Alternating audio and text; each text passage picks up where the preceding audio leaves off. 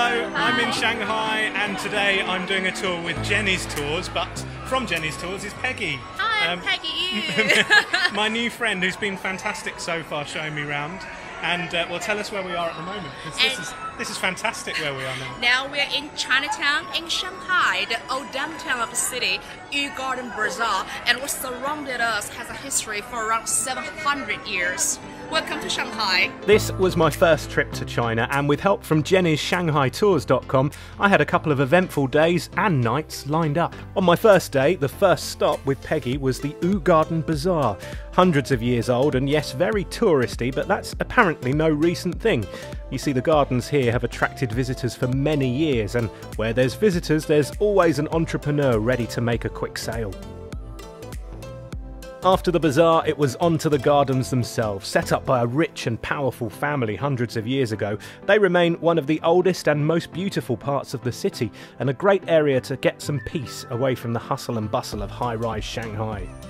After our morning at Yu Garden, it was on to the Shanghai Metro to our next stop. I have to say, I was really grateful to Peggy and Jenny's Tours at this point, as without them, navigating this vast network would have been rather tricky for a first-timer. We soon arrived at Xingtingdi, part of the city's French concession, which was lovely. Another old part of the city with narrow alleys, low European-style houses and plenty of shops, plus some great restaurants and cafes. Perfect for our lunch stop. Hello. Hi, this is a French concession, Xingtingdi. Come with Jenny's Tours. Yeah, come with Peggy. I'll show you all my childish stories. You wouldn't believe that we're in China, really. I mean, I don't know if I'm allowed to say that, but it looks so European. And it's because of the French settlers, is that right? Yes. From many years ago. Yeah, from early of the 20th century. Yeah. And apparently there was a British one as well next door, which is where you live. Yes. But that's not there anymore. It's a park now. It's been turned on. It depends which part of Britain they modelled it on, I think.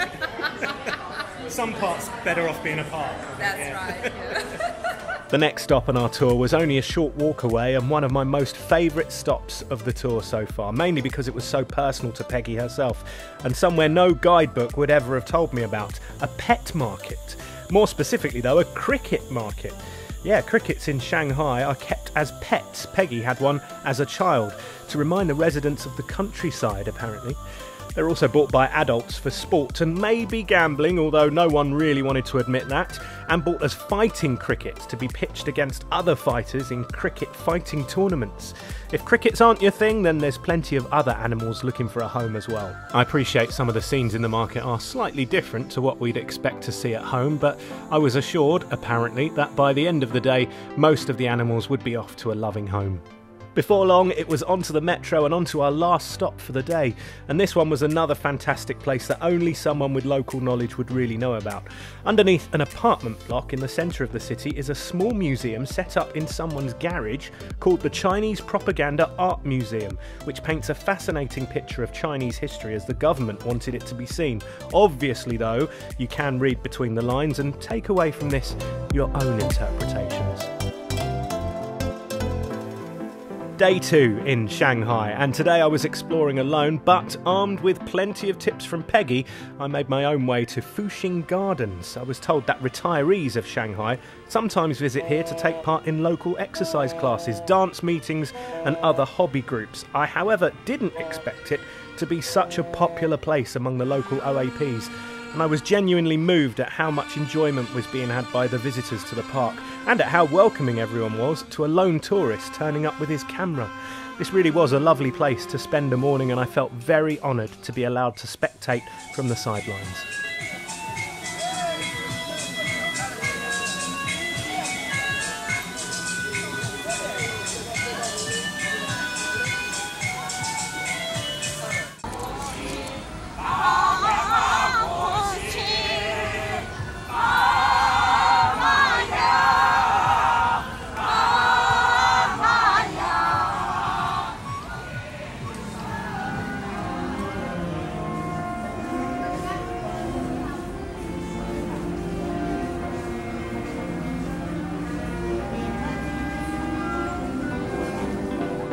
Later in the day, it was time to ride the world's fastest elevator. I wanted to visit the world's second tallest building, the Shanghai Tower. This was something else I did alone, as it was easy enough to find and navigate my way to the top. And the reward?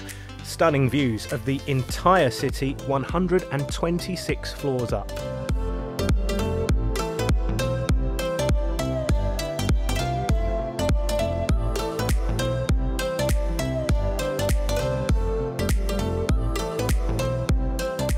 In the evening, I was met at my hotel by Celine, my next guide from Jenny's ShanghaiTours.com, who had an amazing night planned, a trip on a boat along the Bund to see Shanghai light up at night.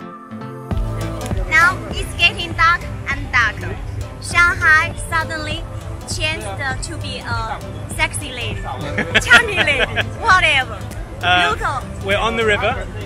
This is Celine, my tour guide this evening, who's taken me on this fantastic cruise along the river to see Shanghai come alive at night time. All the lights are coming on. It's looking. Look, have a look over there. It's Yes. looking amazing. Amazing. Those are swanky buildings. And I think later on we're going to try some local food as well. Yes, really. Really? Yes. Does that mean spicy? Spicy. Yeah. Sweet? Sweet. Okay. Yeah, I like Salty. sweet. Okay, sounds good. Yes. And this side, historical building also amazing.